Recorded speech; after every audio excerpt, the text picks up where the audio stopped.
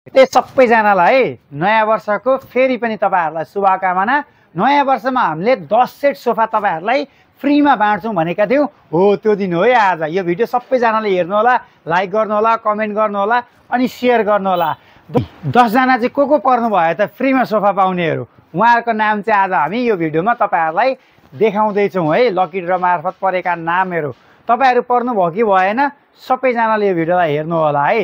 10 जनाको नाम अब सर यहाँ स्क्रिनमा म लेखिदिँदै छु है। अनि तपाईहरुले नाम जसको आयो नि सबैजनाले चाहिँ सोफा हाउस बिर्तामोडको फोन नम्बरमा फोन गरेर तपाईले त्यो अर्धकट्टी लगेर सोफा सेट लानु होला है। र यो भिडियोलाई चाहिँ अनिवार्य शेयर गर्नु होला।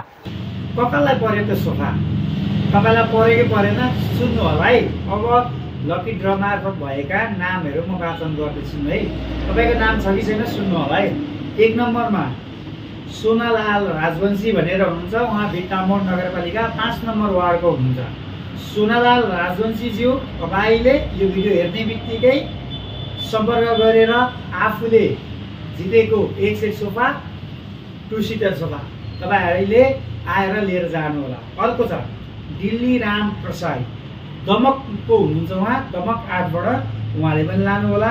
कमल सिटौला उर्लाबारी 6, ओम प्रकाश तिनसिना मेचीनगर, रोशन वाग्ले बुद्ध शान्ति 1 होक्से, रोहनजन विराटनगर 3, मेनुका खड्का बिर्तामोड, सन्तोष हलवाई भद्रपुर, कमली गिरी बिर्तामोड 5 बाट हुनुहुन्छ र दिव्यांशी यादव अजुनधाराबाट हुनुहुन्छ है।